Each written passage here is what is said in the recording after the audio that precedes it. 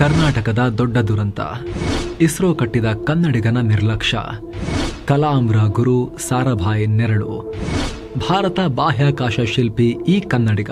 ನಮಸ್ಕಾರ ಸ್ನೇಹಿತರೆ, August 23 national space day, ರಾಷ್ಟ್ರೀಯ ಬಾಹ್ಯಾಕಾಶ ದಿನ. ಸಾಮಾನ್ಯವಾಗಿ ಸ್ಪೇಸ್ ಇಸ್ರೋ ಅಂತ ಬಂದಾಗ ನಮ್ಮೆಲ್ಲರಿಗೂ ನೆನಪಾಗೋದು ವಿಕ್ರಮ್ ಸಾರಾಭಾಯಿ ಅವರು, ಅಬ್ದುಲ್ ಕಲಾಂ ಅವರು, ಸತೀಶ್ ಧವನ್ ಅವರು, ದಿಗ್ಗಜರೆಲ್ಲರೂ ಕೂಡ. ಆದರೆ ಇವತ್ತು ನಾಸಾದಂತಹ ದೊಡ್ಡ ಸಂಸ್ಥೆ ಕೂಡ ನೆಚ್ಚಿಕೊಳ್ಳೋ ಇಸ್ರೋಗೆ ಮೊದಲ ಇಟ್ಟಿಗೆ ಹಾಕಿದ್ದು ಒಬ್ಬ ಕನ್ನಡಿಗ. ಅಂದ್ರೆ ನಿಮಗೆ ಮಾಹಿತಿ ಇದೆಯಾ ಇದು ಸ್ನೇಹಿತರೆ? ಇರ್ಬೇಕಾಗಿತ್ತಲ್ವಾ ನಮಗೆಲ್ಲ. ಯಾವ ಲೆವೆಲ್ಗೆ ಅಂದ್ರೆ ಅಬ್ದುಲ್ ಕಲಾಂರಂತ ದೊಡ್ಡ ವಿಜ್ಞಾನಿಗೂ ಆಗಿನ ಕಾಲದಲ್ಲಿ ಅವ್ರು ಹೆಂಗಿದ್ದಾಗ ಬೈದು ಬುದ್ಧಿ ಹೇಳ್ತಾ ಇದ್ದ ಕನ್ನಡಿಗ, ಹಾಸನದ ಮಹಾವಿಜ್ಞಾನಿ ಅವರು. ನಾವು ಹೇಳ್ತಿರೋ ವ್ಯಕ್ತಿಯ ಸ್ಟೋರಿ. ವಿಕ್ರಮ್ ಸಾರಾಭಾಯಿಗೆ ನೆರಳಿಗೆ ನೆರಳಾಗಿ ನಿಂತು ಇಸ್ರೋ ಕಟ್ಟಿದಂತ ಮನುಷ್ಯ ಕನ್ನಡಿಗ.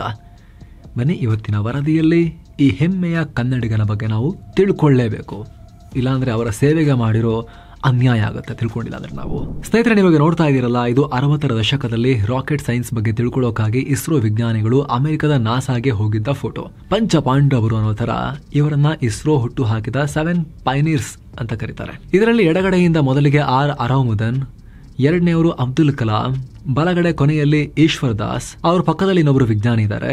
ವಿಕ್ರಮ್ ಸಾರಾಭಾಯಿ ಇಲ್ಲ, ಇದರಲ್ಲಿ ಮಿಸ್ ಆಗಿದ್ದಾರೆ. ಆದ್ರೆ ಇದರಲ್ಲಿ ಮಧ್ಯದಲ್ಲಿ ಉದ್ದ ಟೈ ಹಾಕೊಂಡು ನಿಂತಿದ್ದಾರಲ್ಲ ನೋಡಿ, ಈ ವ್ಯಕ್ತಿ, ಇವರೇ ಕನ್ನಡಿಗ ವಿಜ್ಞಾನಿ HGS ಮೂರ್ತಿ. ಏನು HGS ಅಂದ್ರೆ ಇದರಲ್ಲಿ ಹೊಳೆ ನರಸೀಪುರ ಗೋವಿಂದರಾವ್ ಶ್ರೀನಿವಾಸ್ ಮೂರ್ತಿ, ಭಾರತದ ಪ್ರಪ್ರಥಮ ರಾಕೆಟ್ ಉಡಾವಣಾ ಕೇಂದ್ರ ತುಂಬಾ ಲಾಂಚಿಂಗ್ ಸ್ಟೇಷನ್ನ ನಿರ್ದೇಶಕ. ಇಸ್ರೋನ ಹುಟ್ಟು ಹಾಕೋದ್ರಲ್ಲಿ ಫೌಂಡಿಂಗ್ ಮೆಂಬರ್. ವಿಕ್ರಮ್ ಸಾರಾಭಾಯಿ ಎಷ್ಟು ಮಹತ್ವದ ಪಾತ್ರ ನಿಭಾಯಿಸಿದಾರೋ ಅವರಷ್ಟೇ ಅವರ ಬೆನ್ನ ನೆರಳಾಗಿ ನಿಂತು ಇಸ್ರೋನ ಕಟ್ಟಿದ್ದು HGS ಮೂರ್ತಿ. 1918ರಲ್ಲಿ ಜನಿಸಿದ್ದ ಮೂರ್ತಿ ಮೈಸೂರು ರಾಜ್ಯ ರೈಲ್ವೆ ಅಧಿಕಾರಿ ಹೊಳೆನರಸೀಪುರ ಗೋವಿಂದರಾವ್ ಅವರ ಮಗ. ಬೆಂಗಳೂರಲ್ಲಿ ಮೆಕ್ಯಾನಿಕಲ್ ಇಂಜಿನಿಯರಿಂಗ್ ಮುಗಿಸಿ 1 ವರ್ಷ ಮೈಸೂರು ರೈಲ್ವೆ ಫ್ಯಾಕ್ಟರಿಯಲ್ಲೂ ಕೂಡ ಕೆಲಸ ಮಾಡಿದ್ರು. ನಂತರ ಹಿಂದೂಸ್ತಾನ್ ಏರೋನಾಟಿಕ್ಸ್ ಕಂಪನಿಯಲ್ಲಿ ಕೆಲಸ ಮಾಡಿದ್ರು. ಆದರೆ ಮೂರ್ತಿಯವರ ಟ್ಯಾಲೆಂಟ್ ನೋಡಿ 1945ರಲ್ಲಿ ಅವರನ್ನ ಭಾರತದ ಆಯುಧ ಕಾರ್ಖಾನೆ ಇಂಡಿಯನ್ ಆರ್ಡಿನೆನ್ಸ್ ಫ್ಯಾಕ್ಟರಿಗೆ ಸೇರಿಸಿಕೊಳ್ಳಾಯಿತು.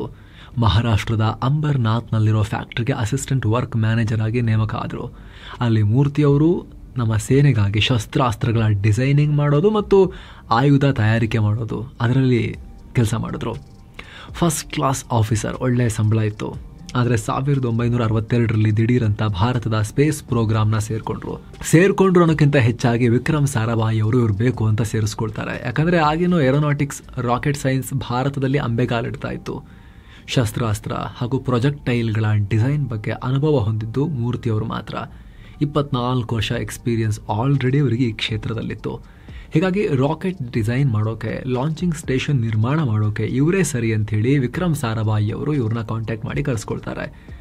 ನಮ್ಮ ಭಾರತ ಸರ್ಕಾರದ ಗೆಜೆಟೇರ್ನಲ್ಲಿ ಗವರ್ಮೆಂಟ್ ಅಫಿಷಿಯಲ್ಸ್ ಆಫ್ ಇಸ್ರೋ ಅಥವಾ ಇಸ್ರೋ ಸೈಂಟಿಸ್ಟ್ ಅಂತ ಡಿಕ್ಲೇರ್ ಆದ ಆ ಲಿಸ್ಟ್ ಇದೆಯಲ್ಲ, ಅದರಲ್ಲಿ ಮೊದಲ ಹೆಸರು ಯಾರ್ದು ಗೊತ್ತಾ?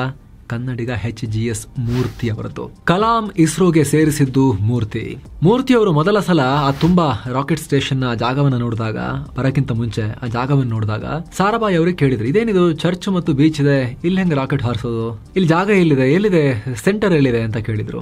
ಆಗ ಸಾರಾಭಾಯಿ ಅವರು, ನಿಮ್ಮನ್ನು ಕರ್ಕೊಂಡ್ಬಂದಿರೋದೇ ಅದಕ್ಕೆ, ಇಲ್ಲಿ ಮಾಡಬೇಕು, ಇಲ್ಲಿ ಕಟ್ಟಬೇಕು, ನಿಮ್ಮ ಅನುಭವ ಮತ್ತು ಟ್ಯಾಲೆಂಟ್ ಬಳಸಿ ಇಲ್ಲಿ ರಾಕೆಟ್ ಹಾರಿಸೋಕೆ ಎಲ್ಲ ರೆಡಿ ಮಾಡಬೇಕು ಅಂತ ಹೇಳಿದ್ರು. ಹೀಗೆ 7 ಜನರ ತಂಡದಿಂದ ಭಾರತದ ಮೊದಲ ಸ್ಪೇಸ್ ಪ್ರೋಗ್ರಾಂ ಶುರುವಾಯಿತು. ನಂತರ ಇದೇ ಚಿಕ್ಕ ತಂಡ ಸೇರ್ಕೊಂಡು 700 ಜನರ ದೊಡ್ಡ ಇಸ್ರೋನ ಸ್ಥಾಪನೆ ಮಾಡಿದ್ರು.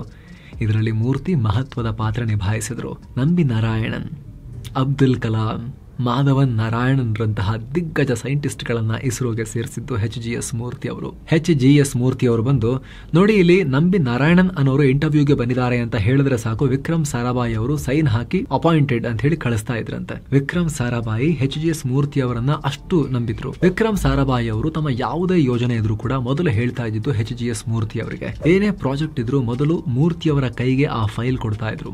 ವಿಕ್ರಮ್ ಸಾರಾಭಾಯಿ ಇಲ್ಲದೆ ಇದ್ದಾಗ HGS ಮೂರ್ತಿ ಮುಖ್ಯಸ್ಥರಾಗಿ ಕೆಲಸ ಮಾಡ್ತಿದ್ರು. ನೀವು ವಿಕ್ರಮ್ ಸಾರಾಭಾಯಿ ಅವರ ಯಾವುದೇ ಹಳೆ ವಿಡಿಯೋ ತೆಗೆದು ನೋಡಿ, ಇವಾಗಲೂ ಕೂಡ ನ್ಯಾಷನಲ್ ಸ್ಪೇಸ್ ಡೇ ಸಂಬಂಧ ಇಸ್ರೋ ಹಳೆ ವಿಡಿಯೋ ಹಾಕಿರುತ್ತೆ. ಅಲ್ಲೆಲ್ಲ HGS ಮೂರ್ತಿ ವಿಕ್ರಮ್ ಸಾರಾಭಾಯಿ ಅವರ ನೆರಳಿಗೆ ನೆರಳಾಗಿ ನಿಂತಿರ್ತಾರೆ. ಫೀಲ್ಡ್ ಅಲ್ಲಾಗಿರ್ಲಿ, ರಾಕೆಟ್ ಬಗ್ಗೆ ಎಕ್ಸ್ಪ್ಲೇನ್ ಮಾಡುವಾಗಿರ್ಲಿ, ಅಬ್ದುಲ್ ಕಲಾಂ ಅವರ ವಿಡಿಯೋದಲ್ಲಾಗಿರ್ಲಿ, HGS ಮೂರ್ತಿ ನಿಮಗೆ ಕಾಣಿಸ್ಕೊಳ್ತಾರೆ. ಎಲ್ಲಾ ಕಡೆ ಅವರಿದ್ದಾರೆ, ಯಾಕಂದ್ರೆ ಅಷ್ಟು ಇಂಪಾರ್ಟೆಂಟ್ ರೋಲ್ ನಿಭಾಯಿಸಿದ್ದಾರೆ. ಆದ್ರೆ ಕನ್ನಡಿಗರಾಗಿ ನಾವೇ ಅವ್ರನ್ನ ಮರೆತು ಬಿಟ್ಟಿದ್ದೇವೆ.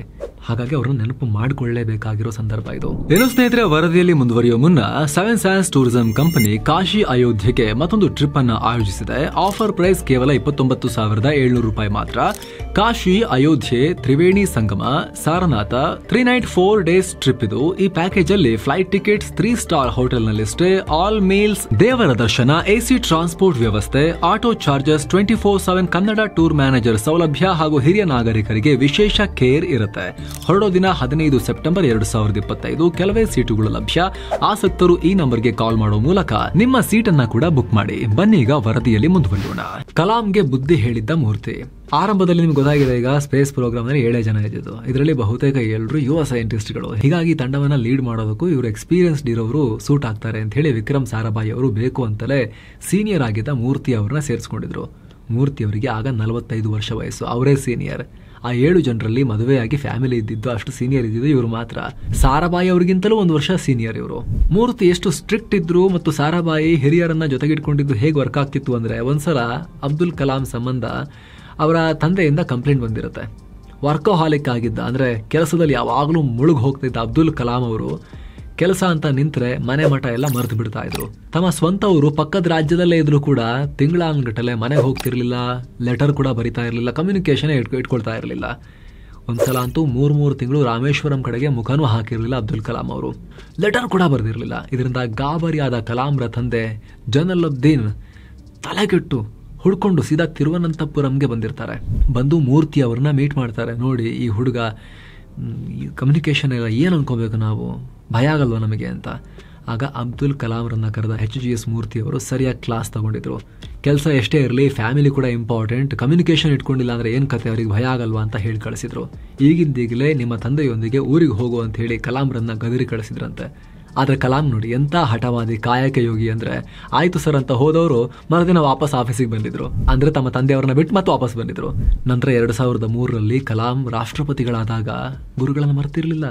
HGS ಮೂರ್ತಿ ಅವ್ರನ್ನ ಕರೆದು ಇಡೀ ದಿನ ಅವರೊಟ್ಟಿಗೆ ಸ್ಪೆಂಡ್ ಮಾಡಿ ರಾಷ್ಟ್ರಪತಿ ಭವನದಲ್ಲಿ ಇಟ್ಕೊಂಡು ಗೌರವಿಸಿದ್ರು. ಅರ್ಧ ದಿನ ಅಲ್ಲೇ ಇಟ್ಕೊಂಡು ಅವ್ರ ಜೊತೆ ಓಡಾಡಿದ್ರು, ಮಾತುಕತೆ ನಡೆಸಿದ್ರು.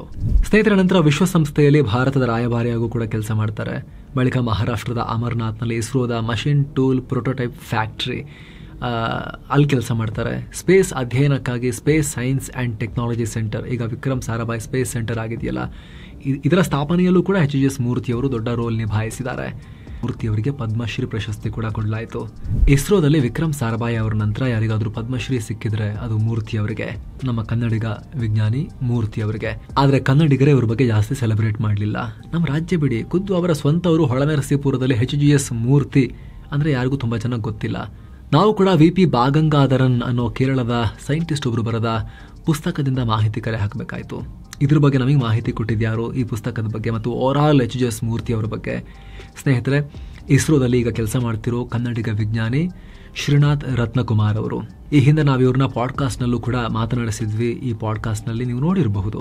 ಸೊ ಇವರು ಶ್ರೀನಾಥ್ ರತ್ನಕುಮಾರ್ ಅವರು HGS ಮೂರ್ತಿ ಅವರ ಬಗ್ಗೆ ಡೀಟೇಲ್ ಆಗಿ ಸ್ಟಡಿ ಮಾಡಿ, ಮಾಹಿತಿ ಕಲೆ ಹಾಕಿ, ಅಧ್ಯಯನ ಮಾಡಿ, ಅವರು ರಿಸರ್ಚ್ ಮಾಡಿ ನಮಗೂ ಮಾಹಿತಿ ಕೊಟ್ಟು ನ್ಯಾಷನಲ್ ಸ್ಪೇಸ್ ಡೇ ದಿನ ಭಾರತದ ಸ್ಪೇಸ್ ಪ್ರೋಗ್ರಾಮ್ನ ಫೌಂಡಿಂಗ್ ಮೆಂಬರ್ಲ್ಲೇ ಒಬ್ಬರಾದಂತಹ, ಅವಾಗ ಸೀನಿಯರ್ ಮೋಸ್ಟ್ ಆಗಿದ್ದಂತಹ HGS ಮೂರ್ತಿ ಅವರಿಗೊಂದು ಟ್ರಿಬ್ಯೂಟ್ ಕೊಡಬೇಕು, ಅವರನ್ನು ಸ್ಮರಿಸ್ಕೊಳ್ಬೇಕು ಅಂತ ಹೇಳಿ ಈ ಪ್ರೋಗ್ರಾಮನ್ನು ನಿಮ್ಮ ಮುಂದೆ ನಾವು ತಂದಿದ್ದೀವಿ.